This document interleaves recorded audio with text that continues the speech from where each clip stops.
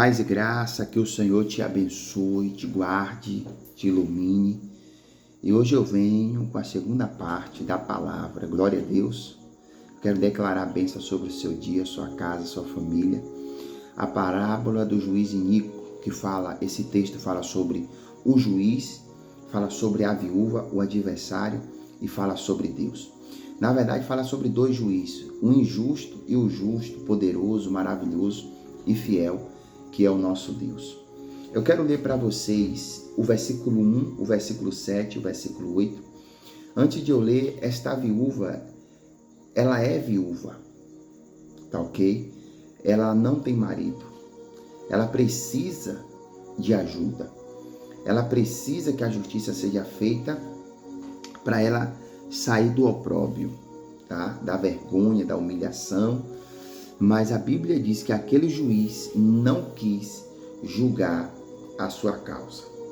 Ela tinha um adversário. O adversário é aquele que quer o mal, aquele que quer ver você sofrendo, quer ver você derrotado, fracassado. Esse é o adversário. Nosso maior adversário é nossa carne, é Satanás, porque a carne leva para o mal. E o diabo, ele é o nosso adversário, a Bíblia diz. Então, essa mulher está sofrendo muito. Só que esse texto que fala do juiz, da viúva, do adversário, vai nos advertir para uma coisa. O quê? Contou-lhe também uma parábola, versículo 1, sobre o dever de orar sempre e nunca desfalecer. Jesus está falando aqui, gente, é sobre oração. O que Jesus está falando é sobre comunhão, é sobre buscar Deus, buscar a presença do Senhor. O versículo 7 diz assim, o 6, e disse o Senhor: ouviu o que diz o injusto juiz? Deus não fará justiça ao seu escolhido. Quem é que faz justiça? O juiz. Deus não fará justiça. Por que justiça? Porque Deus é justo. Aos seus escolhidos. Tá ok? Aqueles que o temem, aqueles que o adoram, aqueles que o buscam. Deus não fará justiça àqueles que reconheceram Ele como único Senhor e Salvador. Você não reconheceu Jesus Cristo ainda não? Ah, eu reconheci desde quando saí do ventre da minha mãe. Não, esse papo aí não existe. Primeiro que no ventre da mãe você nem falava, não tem como reconhecer. Eu falava isso aí também, tá? Mas isso era uma mentira para mim mesmo. Você reconhece Cristo agora como o único Salvador da sua vida? Não do seu jeito, mas do jeito dele. Porque do jeito de Cristo tem que ter renúncia. As pessoas querem Jesus, mas não querem renunciar. As pessoas querem Cristo, querem a bênção, querem o milagre, mas tem que ter a renúncia. Glória a Deus. Então, olha que bênção. Os seus escolhidos que clama, olha a oração aqui, clama dia e noite, ainda que tardio para com ele, não é no crono, no tempo do homem, é no Kairos, no tempo de Deus. Então, esse texto, eu finalizo aqui, finalizo essa mensagem, ela está falando sobre a pessoa que busca a Deus, a pessoa que clama a Deus. Mas a viúva é o exemplo de perseverança, de fé, de foco, de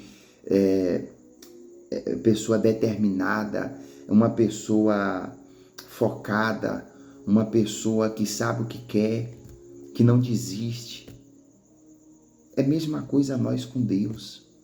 Às vezes Deus olha para você, uma hora você quer, outra hora você não quer. Ou Deus, a hora eu quero isso aqui na minha vida. Não quero mais não, eu acho que vai dar trabalho. Eu quero essa bênção. Não, eu quero a outra bênção. Entrega uma coisa na mão de Deus, daqui a pouco tira da mão de Deus.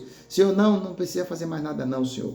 Deixa comigo, não precisa não. Senhor, agora a causa é outra. A situação que eu quero que o Senhor me ajude a resolver é outra. Esse texto está falando sobre clamar a Deus dia e noite, buscar. Está falando sobre buscar a presença de Deus, ter um foco, ter um desejo no coração. Você realmente, seu coração queimar por algo, está tão desejoso por algo a ponto de você dizer: eu vou clamar a Deus dia e noite, eu vou bater na porta do céu.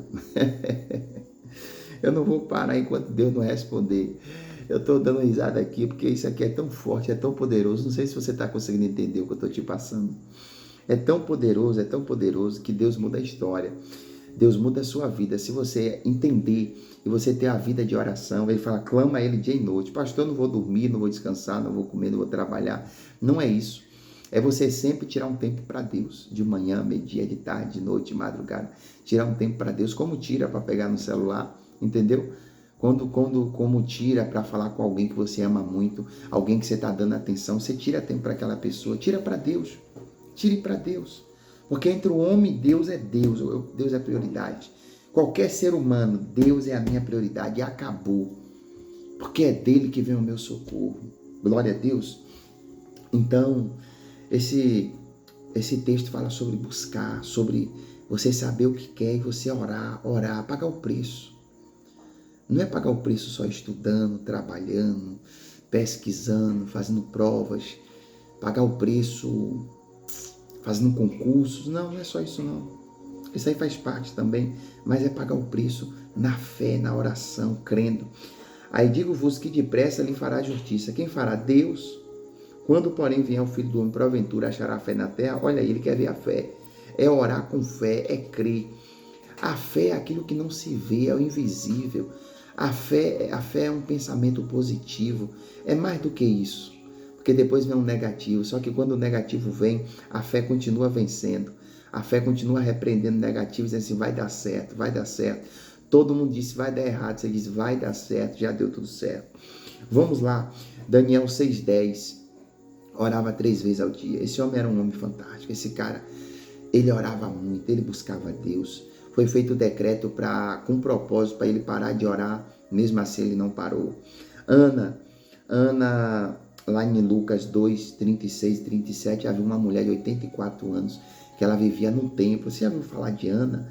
Leia esse versículo aí, por favor, em Lucas 2, 36 e 37. Havia uma mulher chamada Ana que vivia no templo, orando, louvando, jejuando, buscando a presença de Deus. O que é que essa mulher entendeu, gente? O que é que Daniel sabia? Fala para mim. Coloca no comentário aí. O que é que esse povo descobriu sobre a oração que você não descobriu ainda? Você já descobriu já o segredo? O que está por detrás disso aí? Meu Deus. Você entende que uma oração ou 2 orações suas, dependendo do que você pede, o tamanho do que você pede, vai mudar a sua vida toda para sempre, por completo. A Bíblia diz que havia uma mulher chamada Ana, em 1 Samuel 1, 10, 11 e 12. E a Bíblia diz que ela foi para o templo, que ela ajoelhou, que ela orou. E a Bíblia diz que no versículo 12, do 10 ao 12, que ela fez um voto, que ela chorou, que ela estava amargurada de alma. E tem um detalhe nesse versículo. Qual detalhe, pastor Gilberto? É que ela demorou na oração. Glória a Deus. Ana demorou na oração. Você é aquelas pessoas que fazem a oração de gato, que cochicha no ouvido de Deus, 30 segundos, glória a Deus, amém, e dorme, hein? E sai, vai fazer. Ana demorou. Eu vou dizer para você, eu acredito que ela não orou menos de 3 horas. Ela demorou muito. A Bíblia diz que ela demorou. Você sabe o que é demorar na oração? Não é 10 minutos não, minha irmã. Ei, você que está acostumado a orar 10 minutos, pelo amor de Deus. Sério mesmo? Vai orar. Vai falar com Deus. O celular fica 1 hora. Senta para tomar um café, comer uma pizza com um amigo, uma irmã em Cristo, para você ver, com a igreja, com os irmãos. 2 horas. Para Deus 10 minutos. Ainda disse para Deus, é o que eu tenho, é o melhor que eu dou para Deus. Será que você dá o melhor para Deus mesmo? Vai na loja, fica 2 horas na loja, vai aqui, vai ali. E na hora que é para Deus é 10 minutos. Meu Deus. Posso pegar um pouco pesado com vocês? Você acha que a gente não tem que tomar vergonha na cara, não? Você acha que a gente, estou me incluindo, nós. E olha que 4 horas da manhã eu estou de joelho, hein? De 4 a 7. Às vezes 6, 7, 3 horas, 2 horas, 2 horas e meia. Às vezes eu vou de 4 a 9, orando e lendo a Bíblia, 10, pego direto. Quando eu posso, quando eu tenho um tempinho, claro. O profeta Isaías 37, fala de Ezequias que orou no capítulo 1 do capítulo 37, versículo 1, versículo 14. Ele foi afrontado. O diabo te afronta e você fica de braço cruzado. O diabo te afronta e você fica quieto. O diabo te afronta e você aceita. Se levante para a oração. Josafá, 2 Crônicas 20. Se você pega lá os versículos de oração de Josafá para você ver, porque Deus deu vitória, porque teve oração. Isaías 38, versículo 2 e 3 diz que Ezequias, ele orou, e quando ele orou, Deus inverteu o quadro. A oração inverte situação, inverte quadros. Era a morte, o profeta Isaías disse, o Senhor morrerá e não viverá. O homem orou, Deus, lembra que eu fui reto, justo, andei em obediência e retidão, tem misericórdia de mim, Senhor. Mais ou menos essas palavras aí. E Deus diz, volta lá, dou mais 15 anos de vida. Imagine você com 70, 80 anos, Deus te dando mais 15 anos de vida. Hein? Não vai para 95, tá bom? Tá ótimo. Atos capítulo 3, versículo 1, capítulo 2 eles estão orando, capítulo 3 de Atos, Pedro e João estão indo para o templo orar, capítulo 16, versículo 16, Paulo e Silas estão indo procurando lugar para orar, capítulo 10, 4 a igreja ora, 5 a igreja ora, meu Deus do céu, capítulo 6 a igreja ora pelos os diáconos, capítulo 8, 7, Estevão ora para Deus perdoar o pecado de quem está matando ele, capítulo 8, a Bíblia diz que Pedro e João, se não me falha a memória, vai lá, Felipe está orando, milagre está acontecendo, e ele ora, e as pessoas são batizadas pelo Espírito Santo. Capítulo 9, Ananias ora, e Saulo volta a enxergar. Capítulo 10, Pedro está orando, Cornélio está orando, Deus manda encontrar um ao outro, e Deus batiza todo mundo com o Espírito Santo. Deixa eu abrir aqui. Gente do céu. A gente precisa orar, gente. A gente precisa tirar tempo para Deus. Tempo de qualidade. Capítulo 11, Pedro vai justificar porque foi batizado. Capítulo 12 tem oração. Capítulo 12 tem oração. Capítulo 12, Pedro está preso e a igreja está orando. Tem oração. Glória a Deus. Tem oração. Capítulo 13 de Atos dos Apóstolos. Cadê o capítulo 13? Capítulo 13, a Bíblia diz que eles oram lá na igreja, servindo ao Senhor, jejuando, disse o Espírito Santo, apartai-vos a Barnabé e Saulo para a obra que eu tenho o quê? Chamado. Os homens estão orando, e tendo, jejuando e orando, pondo sobre ele as mãos, despediram. Oração. Capítulo 13, oração. Capítulo 14, o evangelho é pregado em Ícone, Listra, Derbe, sucesso e perseguição, a volta de Antioquia. Paulo vai e volta consagrando. Oração, gente. Eu podia ficar aqui horas falando para você de oração. A oração de Elias que desceu fogo, a oração de Elias que para chover, a oração de Moisés 40 dias no monte.